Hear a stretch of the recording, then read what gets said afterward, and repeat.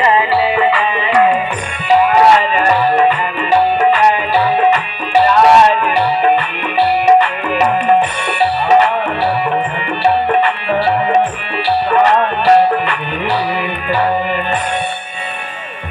हे राम, अश्रुपात कर रहे हैं दशरथ जी महाराज।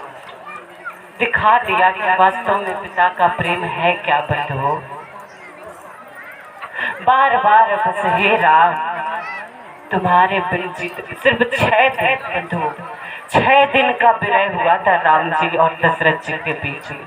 और कहते हैं तुम्हें बिन जिया तो बहुत दिन बीते। हे राम, तुम्हारे बिन बहुत जी लिया, अब जीने की कोई कामना नहीं बची। जानते कौशल्या मैया आती है, समझाती है कि नाथ, आप इकलौते सहारे हैं अब अयोध्या के। बहुत समझाया है कौशल्या मैया ने, किंतु श्री दशरथ जी कहते हैं कि देवी, आज मुझे अपना वह कर्म याद आता है जो मैंने किया था। भूल हुई थी मुझसे, एक ऋषि ने श्राप दिया था मुझे, भूल हुई थी। श्री श्रवण कुमार की सारी कहानी सुनाई है दशरथ जी ने। श्राप दिया था उन वृद्धों ने मुझे कि पुत्र वियोग में तुम्हारी मृत्यु होगी, और मुझे पता है आज मेरी मृत्यु निकट है। देवी, अब मेरे जीने का कोई कारण नहीं बचा, मेरा राम चला गया और पुनः मूर्छित हो जाते हैं। दशरथ जी महाराज के प्राण कंठ पर आ गए, रो रहे हैं, आंखों से अश्रुपात हो रहा है बंधुओं। और गोस्वामी जी लिखते हैं, आज जो चक्रवर्ती सम्राट था विकल अवस्था में भूमि पर पड़ा है और उसके प्राण कंठ पर आ गए हैं। कितना प्रेम राम के चरणों में था। राम राम कही राम कही, राम राम कही राम, तनु परिहरि रघुबर बिरहे, राउ गयऊ सुरधाम। बोलिए भक्त वत्सल भगवान की। प्राणों को त्याग दिया दशरथ जी ने आज। ऐसा प्रेम हमारे जीवन में आ जाए सरकार के प्रति तो कल्याण हो जाए बंधु। राम राम कहते हुए श्री दशरथ जी ने प्राणों का त्याग कर दिया है।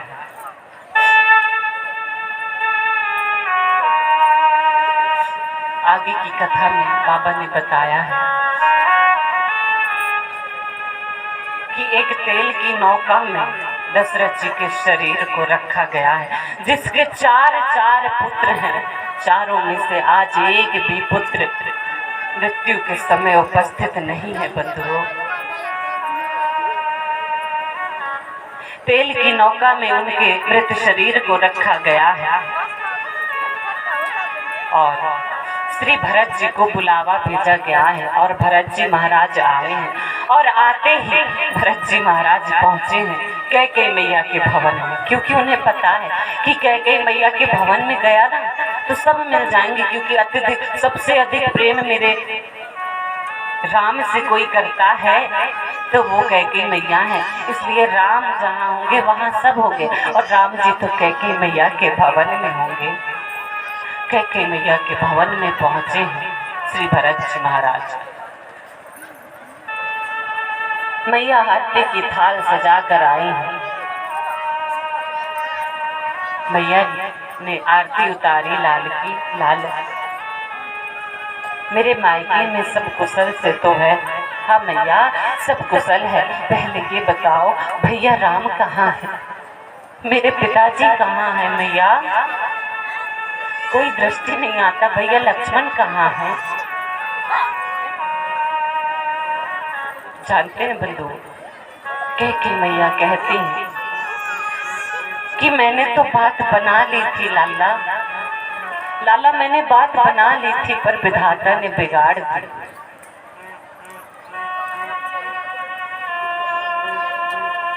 तेरे पिता का मरण हो गया, स्वर्गवास हो गया तेरे पिता का। अच्छा मैया, गिर पड़े भूमि पर श्री भरत जी, अश्रुपात करने लगे, रोने लगे। मैया, जब मेरे भैया कहाँ थे जब मेरे पिताजी प्राण त्याग रहे थे? मुझे इस बात का दुख है कि पिताजी मुझे अनाथ करके चले गए। अरे जाना था तो मेरा हाथ श्री रघुवीर के हाथ में दे कर जाते, मुझे सनाथ कर जाते। अनाथ करके चले गए हैं मुझे। कहाँ थे भैया? भैया ने बताया। अच्छा कैकेयी मैया, कितनी बड़ी महिमा, ये महिमा है माताओं की बंधुओं। कैकेयी मैया ने अगर यह उपकार ना हम सब पर किया होता, इतना बड़ा अपयश कलंक स्वयं पर ना लिया होता, तो आज हम सबका जो यह कल्याण हो रहा है, ना ही ये राम कथा होती, ना रामचरितमानस लिखा जाता। मैया ये जानती है कि आज के बाद मेरा भरत जीवन में मुझको मां नहीं कहेगा, त्याग कर देगा मेरा। फिर भी मैया ने ऐसा बलिदान दिया। और मैया कहती है, भरत मैंने राम को वनवास दे दिया, वनवास दे दिया है। और भरत जी कहते हैं, मैया क्यों? बोले तेरे राज्य के लिए मैं तुझे राजा बनाना चाहती थी। जानते हैं सज्जनों, भरत कहते हैं, अरे मैया, अब भरत जी को क्रोध आया, खड़े हो गए। तेरी जिह्वा में कीड़े नहीं पड़ गए उस वक्त, जिस वक्त तू मेरे सरकार के लिए वनवास मांग रही थी। अरे ये छोटा सा राज्य क्या, उसकी सेवा करके मैं वैकुंठ का राज्य प्राप्त कर लेता मैया। अब तो तूने मुझे कहीं का नहीं छोड़ा मैया, अब मुझे तो नरक में भी स्थान नहीं मिलेगा। आज से तेरा मेरा संबंध जो एक माता और पुत्र का था, मैं त्याग करता हूँ। आज से तेरे साथ मेरा कोई संबंध नहीं है मैया। कैकेयी मैया पुकारती रही और भरत जी रोते हुए आज कौशल्या मैया के भवन में पहुंचे हैं। लिपट पड़ी है कौशल्या मैया भरत जी से, लाल तू आ गया। मैया मुझे लाल मत कहो, मैं पापी हूँ। अरे मैंने जन्म क्यों लिया संसार में? मैंने संसार में जन्म इसलिए लिया, कलंकी बन गया मैं। मैया तूने मुझे अपनी कोख से जन्म क्यों नहीं दिया?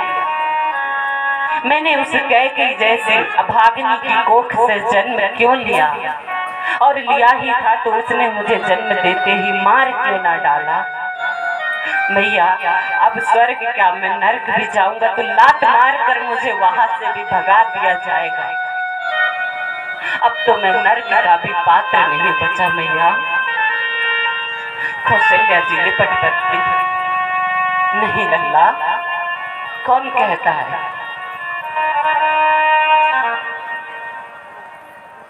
मुझे पता है तू राम से बहुत प्रेम करता है। बहुत समझाया कौशल्या मैया ने, और वशिष्ठ जी आए हैं। वशिष्ठ जी ने आकर के बंधु समझाया है भरत जी को, और श्री दशरथ जी महाराज की अंतिम क्रिया की है। राज्यसभा लगाई गई है और कहा है भरत जी से कि भरत जी, राजगद्दी का इस प्रकार से खाली रहना उचित नहीं, आपका राज्याभिषेक होगा। और बंधुओं, भरत जी के चरित्र से आप सभी परिचित हैं। भरत जी राज्याभिषेक नहीं करवाते, कहते हैं ये स्थान मेरे भैया का है, मुझे यहाँ नहीं चाहिए। सेवक को राज्य नहीं चाहिए होता, सेवा चाहिए। और भरत जी कहते हैं मैं तो चित्रकूट जाऊंगा, मैं सरकार के दर्शन करने जाऊंगा, और जो भी मेरे साथ आना चाहता है आ सकता है। और सारी अयोध्या भरत जी के साथ चित्रकूट की ओर प्रस्थान करी है। श्रृंगवेर पहुंची है अयोध्यावासी भैया भरत शत्रुघ्न जी अयोध्या से निकलकर श्रृंगवेर पहुंचे हैं। निखाद राजगुह ने जब सुना कि चतुरांगिनी सेना लेकर भरत जी आ रहे हैं, तो निखाद राज जी कहते हैं कि लगता है राम से युद्ध करने के उद्देश्य से भरत भैया जा रहे हैं। कसम खा ली कि हमारे रहते गंगा पार नहीं करने देंगे, और सेना लगाती है। भरत भैया जब आए तो जब देखा निखात राजगुह को, तो वशिष्ठ जी ने बताया कि भरत यह तुम्हारे राम के मित्र हैं। और जैसे भरत जी ने सुना कि मेरे भैया के मित्र हैं, तो रथ से कूद पड़े हैं और कूद कर हृदय से लगा लिया है निखात राजगुह को। कहते हैं भैया आप में मुझे मेरे सरकार नजर आते हैं। किसी ने पूछा कि आप राजा हैं, एक नीच जाति के निखात के लिए आप रथ से कूद पड़े। तो भरत जी महाराज कहते हैं कि यह मित्र है मेरे स्वामी के, और मेरे स्वामी का मैं सेवक हूँ। सेवक का यह धर्म है कि सेवा करे। चूंकि यह मेरे स्वामी के मित्र है, इसलिए मेरे स्वामी के समान है, इसलिए यह पैदल और मैं रथ हूँ। यह तो धर्म नहीं कहता। ये पैदल चलते हैं तो मैं भी पैदल ही चलूंगा। और रथ का त्याग कर दिया है भरत जी ने श्रृंगवेरपुर से, रथ का त्याग किया है। और एक रात्रि वहां विश्राम किया है। निखात राज से पूछा है भरत जी ने कि मेरे भैया कहाँ ठहरे थे। निखात राज ने वह स्थान दिखाया जहाँ एक रात्रि विश्राम किया था मेरे सरकार ने। भरत जी गिर पड़े हैं उस स्थान पर, रोने लगे हैं, प्रणाम करते हैं, अवधवासी परिक्रमा करते हैं। और एक रात्रि ठहर कर भरत जी आगे बढ़ते हैं और भरद्वाज जी के आश्रम पहुंचते हैं। तीर्थराज प्रयाग पहुंचे हैं। और जब वहां पहुंचे तो भरद्वाज जी कहते हैं हे भरत आप निराश मत हो, राम भी तुमसे अत्यंत प्रेम करते हैं। अरे जानते हो हम जो कर्म करते हैं, साधना करते हैं, पुण्य करते हैं, उन पुण्यों के प्रभाव से राम का दर्शन प्राप्त होता है। भरत समस्त साधनों का फल है राम का दर्शन, लेकिन राम के दर्शनों का फल है तुम्हारा दर्शन। मैंने राम का दर्शन किया था, आज मुझे उसका फल मिल गया भरत, मुझे तुम्हारा दर्शन प्राप्त हो गया। तुम्हारे समान राम से प्रेम संसार में किसी ने नहीं किया भरत, तुम धन्य हो, तुम हर प्रकार से साधु हो, धन्य हो भरत। आज्ञा दी है, भरद्वाज मुनि से आज्ञा लेकर चित्रकूट पहुंचे हैं भरत जी। और वहां पहुंचे तो क्या देखते हैं, दूर से ही देखा कि मेरे सरकार का निवास स्थल यह है। गिर पड़े, दंडवत हो गए हैं।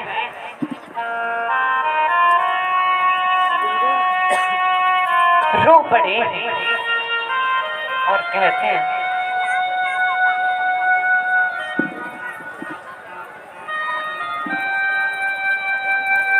लक्ष्मण भैया कहते कि जब लक्ष्मण भैया को यह बात पता चली ना कि अयोध्या से चतुरांगिनी सेना आई, लक्ष्मण भैया युद्ध के लिए आगे बढ़ते हैं, लेकिन राम जी उन्हें समझाते हैं।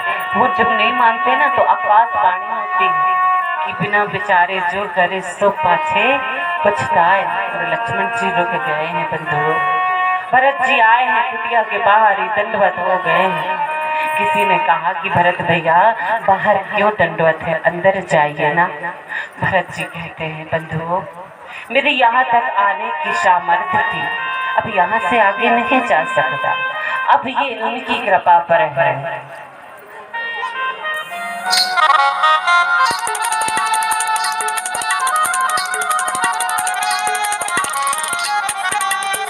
आया शरण तुम्हारी, आया शरण तुम्हारी।